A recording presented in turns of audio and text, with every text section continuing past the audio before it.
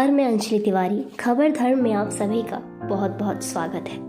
आज मैं कुछ सवाल करना चाहती हूँ आप लोगों से, और ये मेरे मन में आया था कि आखिर पाप कहाँ जाता है। हम इतने पाप करते हैं, ऐसा कोई भी मनुष्य नहीं जिसने अपने जीवन में पाप ना किया हो। कुछ ना कुछ पाप तो हो ही जाता है। छोटी सी छोटी गलतियाँ भी कुछ लोग उसे पाप समझ बैठते हैं। तो आखिर वह अपना पाप धोने के लिए गंगा जाते हैं। तो कभी किसी ने सोचा है कि वो अपना पाप गंगा में धोते हैं तो क्या गंगा पापी हो जाती हैं, क्या वो मैली हो जाती हैं?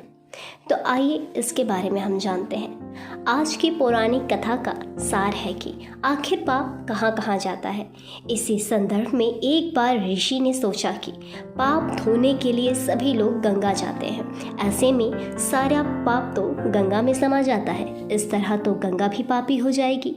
उसी ऋषि ने यह जानने के लिए आखिर पाप कहाँ जाता है तपस्या की। तपस्या करने के फलस्वरूप देवता प्रकट हुए।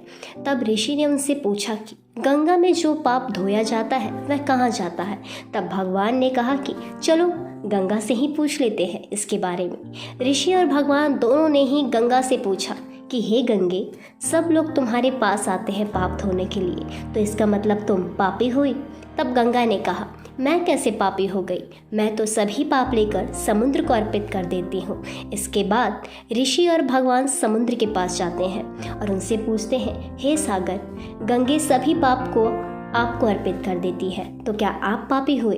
तब समुद्र ने कहा कि मैं कैसे पापी हुआ, वह सभी पाप को भाप में बदलकर बादल को अर्पित कर देता है। अब ऋषि और भगवान दोनों बादल से पूछते हैं कि समुद्र पाप को भाप में बदलकर बादल में दे देता है, तो क्या आप भी पापी हुए?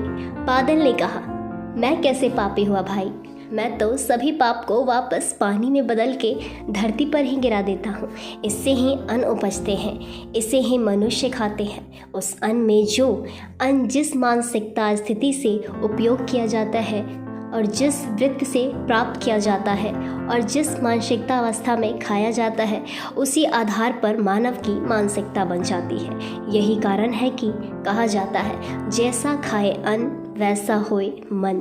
जिस वृत्ति से अन्न प्राप्त किया जाता है और जिस मानसिकता अवस्था में खाया जाता है, वैसा ही विचार मानव का बन जाता है। ऐसे में हमेशा भोजन शांत करना चाहिए और उसे अच्छे से ग्रहण करना चाहिए। अन्न जिस धन से खरीदना चाहिए वह धन श्रम का होना चाहिए, मतलब मेहनत का, किसी धोखाधड़ी और पाप का नहीं। तो इसमें यही कहा जाता है कि हम अपने पाप को धोने तो जाते हैं, लेकिन वही पाप वापस आता है और वो आपके ऊपर ही निर्भर करना है कि उसको किस तरीके से लेके जाया जाए, उसको पुण्य में ग्रहण करें या पाप में ग्रहण करें। इसीलिए कभी भी इस कथा के पीछे यही इसका उत्तर था कि कभी भी गुस्से में गलत कार्य ना करें, क्योंकि घूम फिर कर वो आपके ऊपर ही आता है। ऐसे ही और कथाएं हम आप तक पहुंचाते रहेंगे। आज के लिए बस इतना ही। खबर धर्म पे यूं ही बने रहें। धन्यवाद।